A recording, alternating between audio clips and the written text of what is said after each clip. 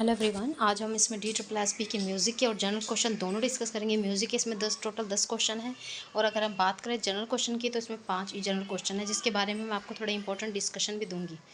सबसे पहले हम बात करते हैं इनमें से कौन से स्वर चल श्रेणी के अंतर्गत आते हैं। आपको पता है कि अगर हम स्वरों को देखें तो वो दो प्रकार के होते हैं, एक होते हैं चल, एक होते हैं अचल। अचल स्वर की संख्या कई बार आपसे पूछी जा सकती है कि अचल स्वरों की जो संख्या है वो कितनी होती है। तो अचल स्वरों की संख्या की अगर हम बात करें तो 2 होती है। और कौन कौन से होते हैं अचल स्वर? सा और पा। अगर हम चल श्रेणी के स्वरों की बात करें तो वो 5 होते हैं, ठीक है। 4 होते हैं, रेगा धानी, ठीक है, रेगा धानी, यस, 4 होते हैं। माँ भी होता है, चल श्रेणी के अंतर्गत आता है। वो जो कि सा पा होते हैं वो अचल होते हैं, क्योंकि वो हम उनको छेड़ नहीं सकते ना। तो इसमें क्या है, चल श्रेणी के सभी स्वर हैं रेगा धानी। इसमें धा और नी को भी ऐड कर लीजिए और मध्यम को भी ऐड कर लीजिए। नेक्स्ट क्वेश्चन है, श्रुति व स्वर जहाँ स्थित होते हैं वह क्या कहलाता है? ग्राम, मूर्छना, सप्तक या तान। मूर्छना की अगर बात करें तो कितनी होती है मूर्छना? षड्ज ग्राम के आधार पर अगर हम देखते तो 7 होती है। मध्यम ग्राम के आधार पर देखें तो भी 7 होती है। अगर हम टोटल मूर्छना की बात करते हैं तो टोटल मूर्छना जो होती है वो 21 होती है, ठीक है। वो और मूर्छना की जो उत्पत्ति हुई है किस आधार पर हुई है? ग्राम के आधार पर हुई है। यहाँ पे हम बात करते हैं श्रुति व स्वर जहाँ स्थित होते हैं वह क्या कहलाता है? ग्राम, मूर्छना, सप्तक या तान। तो इसका सही आंसर क्या आ जाएगा? ऑप्शन नंबर ए, ग्राम, ठीक है। श्रुति व स्वर जहाँ स्थित होते हैं वह ग्राम कहलाता है। तीसरा क्वेश्चन आता है, मुख्य शुद्ध स्वर कितने माने गए हैं? 12, 6, 5, 7। यहाँ पर शुद्ध स्वरों की बात हो रही है, मुख्य वो भी। मेन जो शुद्ध स्वर है वो कितने माने गए हैं? आपको पता ही होना चाहिए कि स्वरों को रिगार्डिंग कुछ भी घुमा फिरा के आपको दे सकते हैं, जिससे कि आप खुद परप्लेक्स हो सकते हो कि ये कौन सा क्वेश्चन इसका क्या होना चाहिए। अगर हम बात करें मुख्य शुद्ध स्वर कितने माने गए, अगर आप जनरल पेपर की क्लास लेना चाहते हो तो आप मुझे कॉन्टैक्ट कर सकते हो। चलिए, तो उसका सही आंसर क्या होगा? 7। अगर आप म्यूज़िक की लेना चाहते हो तो भी कर सकते हो, जनरल पेपर की लेना चाहते हो तो भी कॉन्टैक्ट कर सकते हो। नेक्स्ट क्वेश्चन है, सप्तक के प्रथम भाग को क्या कहते हैं? पूर्वांग, उत्तरांग, मेल प्रवेशक या संधि प्रकाश। सप्तक के प्रथम भाग को क्या कहते हैं? पूर्वांग कहते हैं, उत्तरांग कहते हैं, मेल प्रवेशक कहते हैं या संधि प्रकाश राग कहते हैं? क्या बोला जाता है सप्तक के प्रथम भाग को? आपको पता है कि सप्तक को 2 भागों में बांटा गया है, पूर्वांग और उत्तरांग, ठीक है। कई संगीतज्ञों ने सारे गामा पा को लिया है पूर्वांग में और कईयों ने धनी सारे, ठीक है, इस तरीके से लिया है। लेकिन हमें सारे गामा को ध्यान में रखना है। तो सप्तक के प्रथम भाग को क्या कहा जाता है? पूर्वांग कहते हैं। मेल प्रवेशक किस में होता है? जिसमें 2 मेल की मतलब मिश्रण हो, ठीक है। नेक्स्ट क्वेश्चन है, पाश्चात्य संगीत का जो शुद्ध स्वर सप्तक है वो किसके समान है? काफ़ी के, बिलावल के, भैरवी के या तोड़ी के? देखो, कई बार इसमें कर्नाटक संगीत और उत्तरी संगीत का मिश्रण भी आपसे पूछ लेते हैं। जैसे मैं यहाँ से ही पूछ लेती हूँ कि काफ़ी जो दक्षिणी संगीत की किसके समान है? खरहर प्रिया के समान है। बिलावल किसके समान है? धीर शंकराभरण के समान है। भैरवी किसके समान है? हनुमत तोड़ी के समान है। और तोड़ी किसके समान है, ये आप बताओगे, ठीक है। तो पाश्चात्य संगीत का शुद्ध स्वर सप्तक किसके समान है?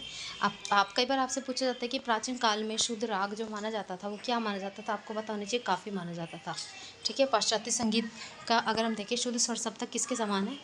काफ़ी के समान है, बिलावल के समान है। बिलावल को किसने माना था? राधा गोस्वामी नाम से पर्सन थे, उन्होंने बिलावल का शुद्धार्थ मांगा था। और सबसे पहले मोहम्मद रजा का जो ग्रंथ आता है नगमाते आसमी, उसमें बिलावल को शुद्धार्थ स्वीकार किया गया था, ठीक है।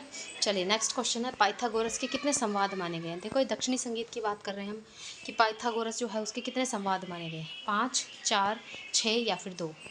पाइथागोरस के कितने संवाद माने गए हैं? 5, 4, 6 या 2?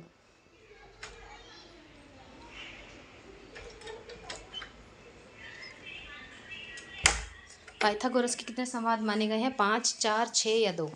पाइथागोरस के संवाद की बात अगर हम कहते हैं कितने माने गए? 5, 4, 6 या 2?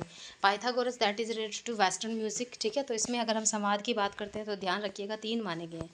ये मैंने गलती से लिख दिया है 4, इसका आंसर 3 आएगा। कौन कौन से हैं? पहला है ऑक्टेव इंटरवल, दूसरा है 5th इंटरवल और चौथा है 4th इंटरवल, ठीक है। जैसे कि 4th पे क्या आया? सा रे ग मा पे है सा मा। ऑक्टेव इंटरवल क्या कौन सा हो गया? सा और तार सप्तक।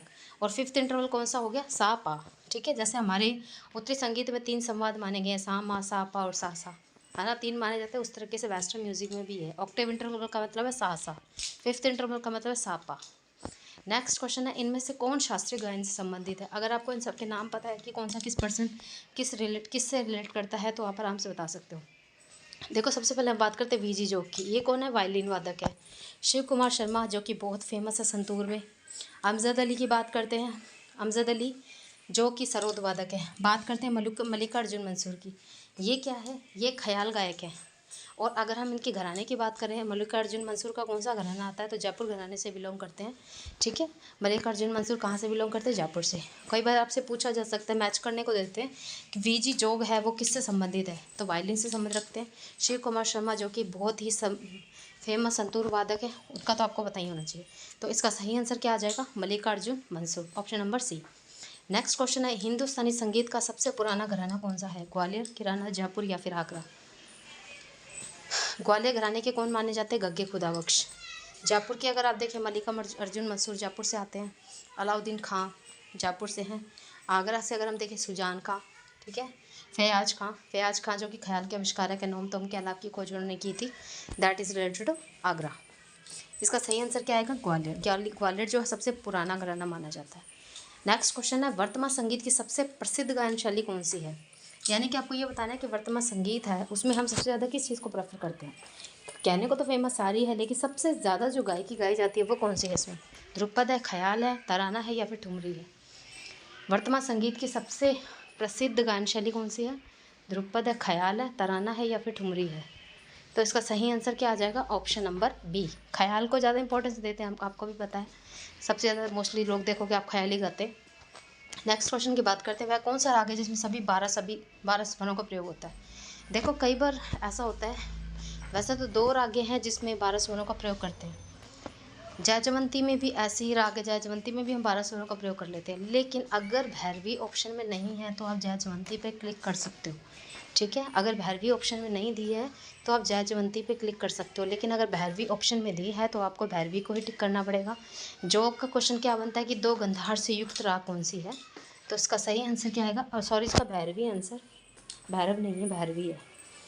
अब बात करते हैं जनरल क्वेश्चन की। चलो आपकी जनरल क्वेश्चन देख लें हम, आपको पता होना चाहिए, जनरल पेपर भी बहुत इंपॉर्टेंट है। चलिए, अपनाना कौन सी क्रिया है, नाम धातु, प्रेरणार्थक, अनुकरणात्मक या सहक्रिया। देखो मैं थोड़ा थोड़ा इसके बारे में बताती हूँ, अगर आपको जनरल पेपर पढ़ना है तो आप मुझसे पढ़ सकते हो, बहुत अच्छे से आपको समझाया जाएगा। सबसे पहले बात करते हैं प्रेरणार्थक क्रिया कैसी होती है, जब हम काम किसी से करवाते हैं, ठीक है। सहायक क्रिया कौन सी होती है, जिसमें है, ही, था, थे, थी यूज़ होता है, तो ये कौन सी क्रिया है, अपनाना, नाम धातु क्रिया है। अब बात करते हैं नाम धातु क्रिया होती कौन सी है। देखो नाम धातु क्रिया वो होती है जिसमें हम किसका यूज़ करते हैं, संज्ञा का, सर्वनाम का और विशेषण का, जिसमें इन तीनों चीज़ों का मिश्रण होता है, जो इन तीनों चीज़ों से मिलकर बनी होती है, वो कौन सी क्रिया होती है, नाम धातु क्रिया होती है। जैसे कि अब यहाँ पे आपको एग्जाम्पल के तौर पे मैंने दिया है कि लाठी, लाठी प्लस आना, लाठी में आप आना जोड़ दोगे क्या बन जाएगा, लठियाना, ये कौन सा बन गया, नाम धातु। अब आपको पता है लाठी जो है वो संज्ञा है। अपना अगर हम बात करें, अपना प्लस हाथ, अपना क्या सर्वनाम है, यहाँ पे मैं, तुम, हम, अपना सर्वनाम है, ठीक है। चलिए अब बात करते हैं दूसरे क्वेश्चन की, जनवरी कौन सी संज्ञा है, द्रव्यवाचक, भाववाचक, व्यक्तिवाचक या जातिवाचक। देखो थोड़ा थोड़ा समझना होगा आपको। भाववाचक क्या होता है, जिसमें इमोशंस होते हैं, ठीक है, जैसे इमोशनली जो आप रचते, जैसे घृणा हो गया, प्रेम हो गया, प्यार हो गया, ये सारे क्या भाव है, क्योंकि इसमें एक इमोशंस है। द्रव्यवाचक आप नाम से पता चल रहा है, द्रव्य में आ गया पानी, आ गया सोना चांदी, जितनी भी चीज़ें होंगी वो सारी इसमें आएंगी। द्रव्य में क्या आएगा, चाय आ जाएगी, सोना चांदी, जस्ता, है ना, लोहा, जो भी चीज़ें होती हैं वो सारी, क्योंकि उनको हम लिक्विड फॉर्म में बना सकते हैं, इसलिए हम द्रव्यवाचक बोलते हैं। व्यक्तिवाचक हम उसको बोलते हैं कि जो मोस्टली एक ही होती है ज़्यादातर, जैसे कि जो क्या होता है, एक ही होती है। जातिवाचक कैसे होता है, जातिवाचक आप मतलब बाकी सारी चीज़ें जो मोस्टली होती हैं वो जातिवाचक होती है, जिसका एक ग्रुप होता है, दैट इज़ जातिवाचक। ग्रुप का एक और चीज़ होती है समूहवाचक, वो अलग चीज़ होती है, लेकिन हम यहाँ पे 4 की बात कर रहे हैं। तो जनवरी क्या है, व्यक्तिवाचक संज्ञा है। अगर मैं आपसे क्वेश्चन पूछूं कि इसमें सप्ताह के दिन जो होते हैं वो भी व्यक्तिवाचक होते हैं, क्योंकि वो एक ही होते हैं, जैसे सोमवार, मंगलवार, बुधवार, है ना। बुधवार नाम का कोई पर्सन थोड़ी ना होता है, वो एक अलग ही पर्टिकुलर चीज़ है। तो जनवरी फरवरी अगर पूरे साल के 12 दिन भी आपसे पूछे जाते हैं तो आप क्या बोलोगे, व्यक्तिवाचक, इसका ऑप्शन व्यक्तिवाचक आएगा। नेक्स्ट क्या है, अयोगवाह स्वर कितने माने गए। देखो स्वर के भी प्रकार बहुत सारे होते हैं, जैसे कि व्यंजन होते हैं, वर्ण होते हैं, ठीक है। व्यंजन की अगर हम टोटल वर्णों की बात करते हैं 52 होते हैं, क्योंकि हमारे इंग्लिश में 26 होते हैं। अगर हम टोटल की बात करते हैं तो 52 होते हैं, यानी उसको मल्टीप्लाई कर दो तो 52 होते हैं। लेकिन उसमें भी बहुत प्रकार के होते हैं, जैसे हमारे आर्टिकल ए एन द ये होते हैं।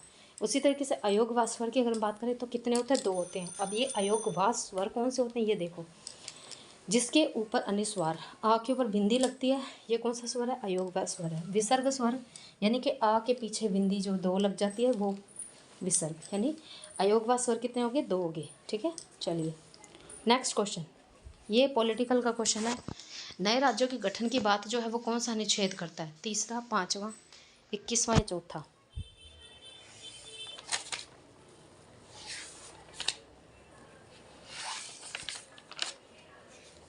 नए राज्यों के गठन की बात कौन सा अनुच्छेद करता है? अगर हम बात करें अनुच्छेद 3 जो है वो नए नए राज्यों के गठन की बात करता है, कि यानी कि हम किसी भी चीज़ को चेंज कर सकते हैं सामान्य प्रक्रिया से। ठीक है, नेक्स्ट क्वेश्चन है, किस संविधान संशोधन के तहत कुछ भारत के राज्य जो थे वो बांग्लादेश को दे दिए गए थे? इनमें से वो कौन सा संविधान संशोधन है जब भारत के राज्य थे वो बांग्लादेश को दे दिए गए थे? 81वें संविधान संशोधन, 100वां संविधान संशोधन, 21वां संविधान संशोधन या 37वां संविधान संशोधन? देखो 21वां जो संविधान संशोधन हुआ था उसके अंदर 21वां संविधान संशोधन कब हुआ था? 2002 में। 1986 के 88 के आधार पर 21 जो अनुच्छेद आता है आर्टिकल, उसमें क्या है? शिक्षा को आधार को लेकर बात की गई है। तो इसमें संविधान कौन सा था? 100वां संविधान संशोधन था, जिसके तहत राज्य, भारत के जो राज्य थे वो बांग्लादेश को दे दिए गए थे, और ये कब हुआ था? 2015 में। नेक्स्ट हम बात करते हैं, ग्रीनविच रेखा जो है वो कितने देशों से गुजरती है? ग्रीनविच रेखा जो है, ग्रीनविच रेखा को हम एक मानक रेखा भी बोलते हैं, GMT लाइन भी बोलते हैं।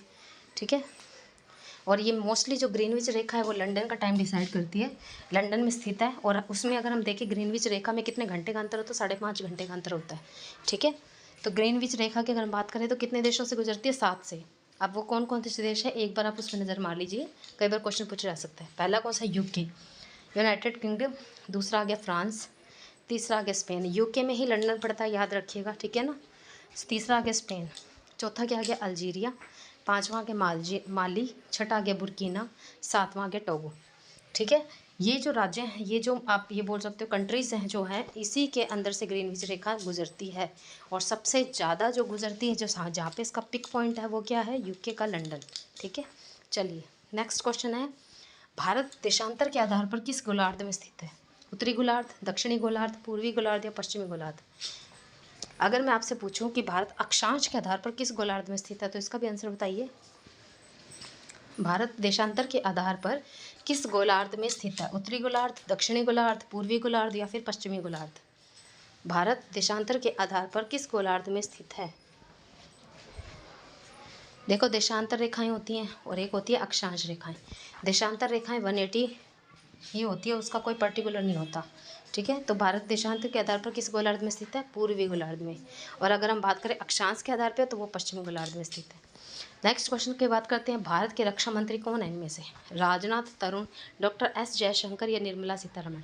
देखो निर्मला सीतारमण की बात करते हैं तो ये वित्त मंत्री भी हैं, फाइनेंस मिनिस्टर हैं ये। और डॉक्टर एस जयशंकर की बात करते हैं तो ये फॉरेन मिनिस्टर हो जाते हैं। ठीक है, और राजनाथ की बात करते हैं तो ये कौन होते हैं? हमारे रक्षा मंत्री। भारत के रक्षा मंत्री कौन है? राजनाथ। निर्मला सीतारमण किस किस में आती है? फाइनेंस मिनिस्टर में आती है।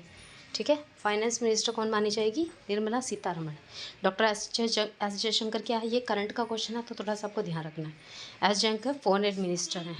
और भारत के रक्षा मंत्री कौन है इनमें से? Rajnath. Thank you so much. अगर आपको ये वीडियो अच्छी लगे तो प्लीज़ इस वीडियो को लाइक करना, शेयर करना। मैं रोज़ आपके लिए ऐसी वीडियोस लाती रहूँगी। अगर आपको और टॉपिक पढ़ने हैं डिटेल से तो आप मुझे कॉन्टैक्ट कर सकते हो।